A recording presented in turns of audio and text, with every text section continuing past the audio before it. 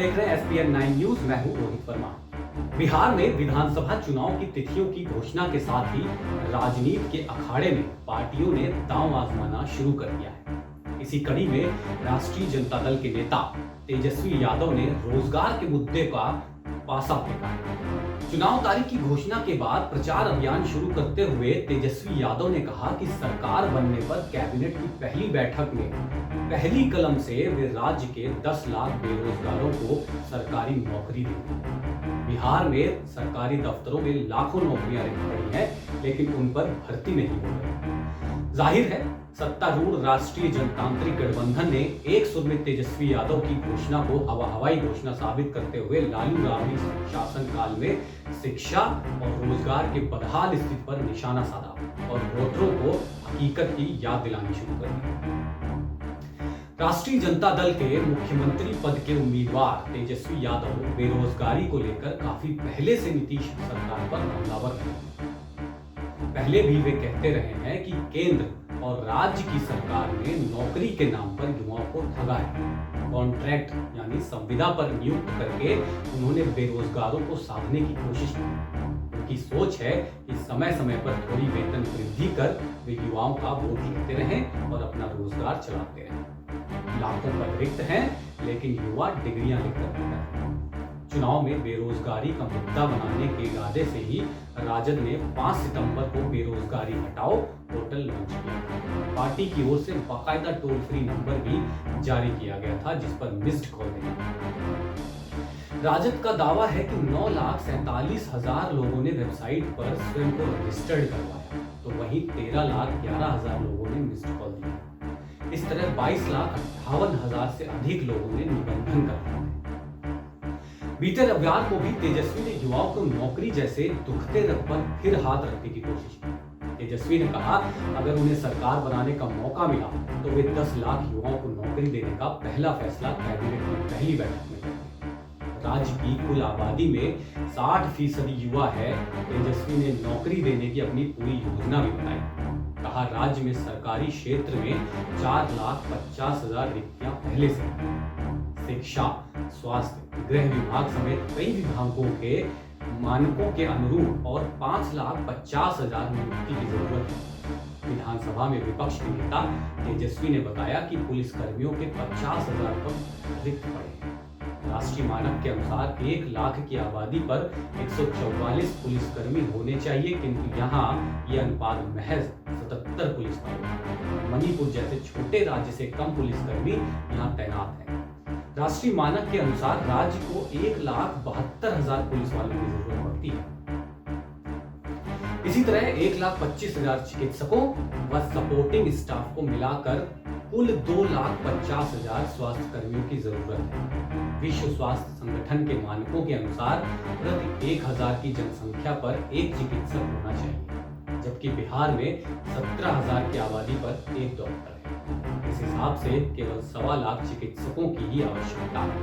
विद्यालयों में 2 लाख पद शिक्षकों के लिए तथा विश्वविद्यालय व कॉलेजों में प्रोफेसर व लेक्चर के 50,000 पद खाली हैं। इसी तरह विभिन्न सरकारी विभागों में जूनियर इंजीनियर के 66% पद पर करीब 75,000 नियुक्तियां होंगी। क्लर्क समेत चतुर्थ वर्गीय कर्मचारियों के 2 लाख पदों पर नियुक्ति की दरकार है। तेजस्वी का कहना था, ये तो सरकारी विभागों के आंकड़े हैं, निजी क्षेत्र की नौकरियां तो इससे इतर है। इसके अतिरिक्त उनकी सरकार उद्योग धंधे, निवेश और पर्यटन जैसे क्षेत्र में भी बड़े पैमाने पर रोजगार सृजन के उपाय करेगी। बात जब बड़े वोट बैंक की हो तो लोकतंत्र के प्रहरी चिंतित होंगे ही। तेजस्वी की इस घोषणा के महज 2 घंटे बाद भारतीय जनता पार्टी के युवा मोर्चा ने युवाओं को समर्पित युवाओं का विकास मोदी के साथ नाम पुस्तिका का विमोचन कर। इस पुस्तिका में नरेंद्र मोदी सरकार द्वारा युवाओं के हित में लिए गए फैसलों के बारे में विस्तार से चर्चा की। पार्टी ने यह भी बताया कि आत्मनिर्भर बिहार के जरिए कैसे युवा रोजगार प्रदाता बने। पुस्तिका के विमोचन के मौके पर बिहार प्रदेश भाजपा के अध्यक्ष डॉक्टर संजय जायसवाल ने तेजस्वी यादव पर करारा प्रहार।